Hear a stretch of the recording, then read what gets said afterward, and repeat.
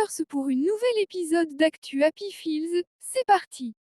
Que ce soit l'album sincère de Rosé, les ballades élégantes de Jisoo et l'hip-hop électrique de Lisa, on peut dire sans faute que cette année les membres de Blackpink ont su nous gâter nous leurs fans, par la sortie de leurs albums solo. Cependant malgré leur grand succès on peut dire sans faute que l'album de Jennie est celui qui a le plus conquis les critiques. Sans plus attendre, voici les raisons pour lesquelles l'album de Jennie a été un franc succès.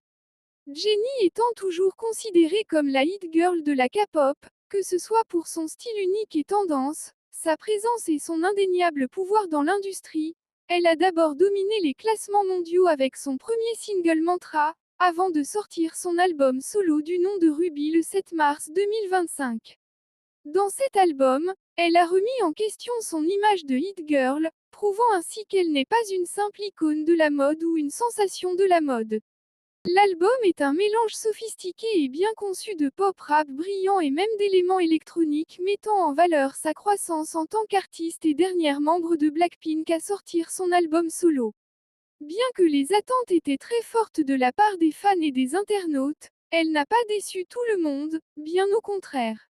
Les projets solo de Jennie. L'album solo de Jennie compte des collaborations avec des artistes hyper connus dans l'industrie pop, mélangeant ainsi diverses influences pour en créer une, recevant ainsi des éloges de la part des critiques dès le début. Faut dire que la phase de la pré-promotion a été des plus spectaculaires. En effet, en avril 2024, le rappeur Zico, suite à sa collaboration avec Jennie pour sa chanson Spot, a révélé à Billboard qu'il avait eu la chance d'écouter quelques-uns des démos des chansons solo de Jennie et en a fait leur éloge, tant ils étaient bons à écouter. Le buzz a continué en mai de la même année lorsqu'elle a assisté au Megala, car elle avait teasé son album solo dans une interview avec Vogue, laissant entendre de manière ludique: j'ai beaucoup plus à apporter avec mon album solo, clin d'œil. Puis le 20 juin de la même année, elle a surpris les fans avec une publicité pour Beat Solo Buds. Dans cette pub, elle a publié un nouveau le morceau, dans lequel elle s'enroule sur un beat trap avec des paroles audacieuses, sur la prise de contrôle de son histoire et le fait de se défendre. Cela a tout de suite créé un débat concernant des spéculations sur la sortie de son album.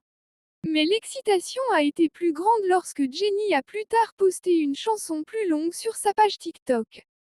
Immédiatement les fans ont inondé X avec des spéculations sur la signification de cette chanson.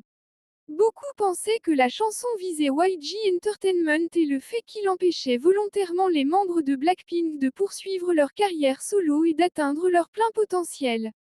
D'autres y ont vu une stratégie, soulignant que des artistes occidentaux ont déjà utilisé des pré-sorties similaires visant des publicity beats. Comme par exemple Norman, la membre du groupe américain Fifth Harmony qui en jouait en 2023, mis en avant-première sa chanson Candy Paint, pour une publicité Beats Work avant de la sortir officiellement dans le cadre de son album solo Dopamine, l'année dernière. Beaucoup ont loué la stratégie marketing de l'équipe de Jennie. Ils ont admiré la façon dont chaque étape du lancement de son album était soigneusement planifiée. Non seulement ça, elle a aussi collaboré avec la réalisatrice ukrainienne Tanu Miuno qui a fait des vagues dans l'industrie du clip vidéo, ce qui a fait que chaque teaser et révélation de Jennie ont émerveillé les fans.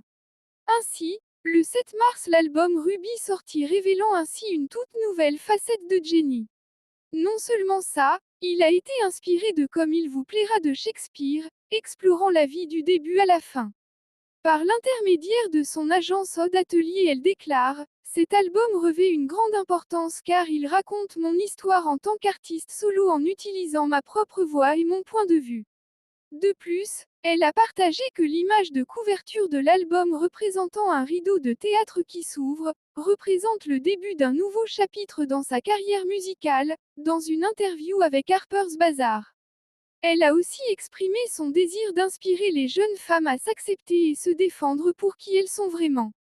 Comme elle ne nous avait pas assez impressionnés, sa chanson Like Jennie fit irruption pour le plus grand plaisir de tous. Avec des rythmes percutants et son rap coréen électrisant et aussi tranchant que la lame d'une épée, Jennie prouve ainsi qu'elle a arrêté de jouer la carte de la sécurité. De plus, Cette chanson est clairement une déclaration à ceux qui essaient de l'imiter, leur rappelant ainsi qu'elle est unique en son genre. Ça, elle ne fait pas que de la musique, elle établit la norme. Non seulement ça, en tant que productrice exécutive, elle emmène les auditeurs dans un voyage plein de hauts et de bas. Pour son album, elle a aussi fait la collaboration avec des artistes de génie tels que Dua Lipa, Dominique Fike, Doechii, Childish Gambino et Kali Uchis. Contrairement à ses sorties solo sous YG Entertainment, on sent que Ruby est beaucoup plus personnelle, montrant comment Jennie a grandi en tant qu'artiste musicienne avec son propre style unique. Avec un projet aussi créatif, innovant et magnifiquement préparé, c'est sans surprise que Jennie a battu le record du plus grand nombre de ventes d'albums de la première semaine par une soliste féminine de K-pop de cette année. Metacritic a largement impressionné tout le monde en donnant la de 74 sur 100 sur la base de 5 critiques. Crystal Bell de NEM l'a noté 4 étoiles sur 5, louant le charisme de Jennie, la polyvalence de sa voix et sa confiante direction artistique. Sur Clash, Maria Laetitia Gomez a décrit Ruby comme une écoute exaltante qui a poussé l'art de Jennie vers de nouveaux sommets. Maria Sherman de l'association Presse soulignait la production ambitieuse de l'album, le qualifiant de kaléidoscope de sons différents remplis de surprises. Maura Johnson de Rolling Stone a noté l'album 3,5 étoiles, le résumant comme un moment rapide qui met en valeur la forte maîtrise de Jennie du genre pop R&B. Le magazine musical bien connu Pitchfork a noté l'album 7,1, note la plus énorme qu'il ait jamais donnée à un album K-pop. Voilà, c'est la fin de cette vidéo, j'espère que vous avez eu du plaisir à la regarder tout comme j'ai eu du plaisir à la faire.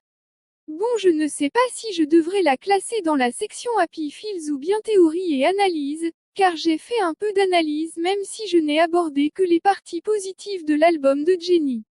Dites-moi dans quelle catégorie la classer en utilisant le sticker cœur blanc pour théories et analyse ou le sticker pour Happy Feels. À très bientôt pour une nouvelle vidéo, bisous à tous. I wish I was on my road, heading to you cause you made me feel I'm home. I wish I was talking to you on my road, cause I know I'm too scared to love and shine like chrome. I wish I was on my road, heading to you cause you made me feel I'm home. I wish I was talking to you on my road, cause I know I'm too scared to love and shine like chrome.